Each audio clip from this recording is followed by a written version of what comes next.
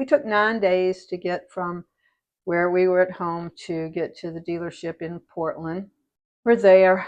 I was exuberant. I'm getting to get this camper that I just love, and I've not told you what kind it is yet. I don't want to tell you till you see it, and I can get to show it to you, and you'll see why I love this camper so much.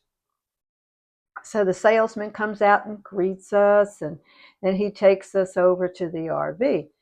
Mind you, it was rainy that day, but the camper was under a canopy, so that made it better. If you've watched, let me put this precursor in there. If you have watched any of my videos, you may recollect in the beginning, before we bought the Phoenix, the Holiday Rambler, that we were not big fans of rubber roofs and fiberglass siding. This camper had rubber roof and fiberglass siding, and I had asked for detailed pictures of this camper to make sure that everything was okay in that realm. And the ones that he sent me were. But when I got out there, let me tell you, I stopped in my tracks, because the first thing I saw was delamination under the bedroom window of that camper. My heart sunk. And we've come so far. And to be honest, I don't know, we were just flabbergasted. And we went ahead and looked at it. The inside was exactly what it had been portrayed to be. Great shape, everything. And we even sat down there and discussed whether we would take it, even with the delamination. That's how much I wanted this camper. And then we finally came to our senses and said, no, we're not paying this kind of money for something that already has delamination going on.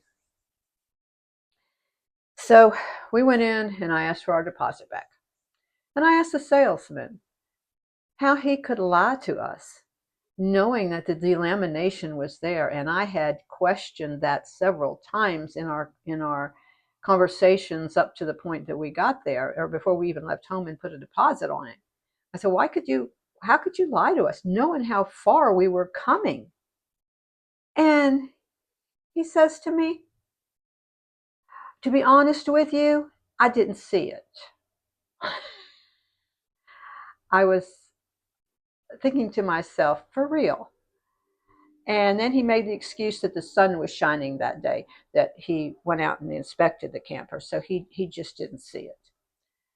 Well, that might be the case, but I had asked him to go over that camper several times in the process of me looking at it, and I let him know that I was not happy with this situation at all. And then I'm thinking to myself,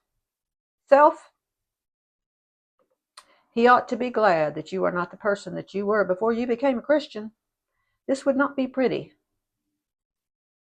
So anyway, we roll around and I go up to the office and voice my complaints to the lady in the office too, and all she could do was apologize and apologize. And I don't know. It just wasn't meant to be.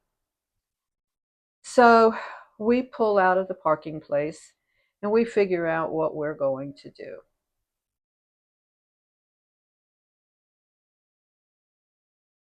Well, we had a friend 300 miles south from there. So we said, well, we can go stay with her. We were going to go see them anyway, and at some point while we were out there. And so we said, well, let's go stay with her and we'll look around and see if there are any more out there for sale. Because Oregon is the place where they are built. So if we were going to find any more for sale, it would make sense it would be in that area. So I said, but let's, and then we decided to look while we were going to her house and see if we found any more. We did find one. This lady she traveled by herself and she had one and she was selling it to get a newer one. We went by and looked at it. No. She was telling me what good condition it was in, and the first thing I saw, the whole outside of it looked like it never seen a speck of wax on it in all the years she's had it. It was dull, it was dry, all the decals on it were cracked and dried out. And I said, I told her, I said, I'm sorry, we just can't. So we passed up on that one, and we kept driving along to get to our friend's house. And then I found something online at a different website than I had been looking at. It was in California. So it just keeps getting better and better, doesn't it? Well, it was on the eastern side of California, so it wasn't so bad.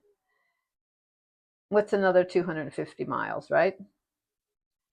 So we spent the night in a motel, and we go over to look at it the next day. And in the rain, it was rainy season, I guess, the time that we were out there. And this was an individual selling it. They had purchased it in 2018. This town had Paradise, California. I don't know if you heard it. I think in 2018, the whole town burnt down from a wildfire. I mean, the whole town. And they had bought this to live in after the fire had passed. So they were selling it now, and they were cordial enough to let us look at it in the rain. And I was so happy. It checked out good all the way around. I even got up on the roof in the rain to check the roof out, and looked at the underside, and looked at Steve inspected it from front to back on the outside, and I inspected it on the inside, and it just passed all our inspections. So the only thing that we saw that was an issue was the couch, or the love seat was one of those pleather love seats that they put in campers nowadays, which we detest. They are the fabric on them, just within a few years, they'll just start peeling off. And they haven't done anything to change this. This has been going on for years, and it's a gripe that I have with the RV manufacturers. Uh, they need to go back to better quality furniture in it that doesn't do that. But anyway, it had started peeling a little bit on the back and of one of the recliners. So I said, well, we can get by with that for a couple of years, put a cover over it, and we'll get by with it for a couple of years. So we didn't dicker about that. But when we went outside, the tires were, I think, original 2018 when they bought it. And that exceeded the DOT recommendation of 6 years to travel on a travel trailer. And we had seen enough videos of travel trailers and RVs and what have you that had blowouts because their tires were older than 6 years old. And it actually, it can do quite a bit of damage to your camper too when that happens. So Steve is a stickler on this one, and he will not leave home or leave anywhere with one to go any amount of time. He said, I'm not riding down the road with those tires. So we dickered on the price because of the tires, and we got him to take a little lower price off of it. Now, we'll say this camper was 2 or 3 years newer than the one we looked at the dealership in Oregon.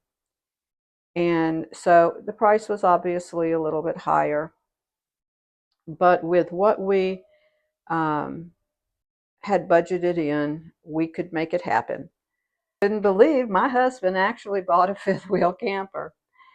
And we would not go too far with it before we got the tires. We would stop at a next town over. We had called and made an appointment and stopped in the next town over and got the tires replaced. Next video, I'll show you all around our new camper. Till then, keep on keeping up with us. See you next time.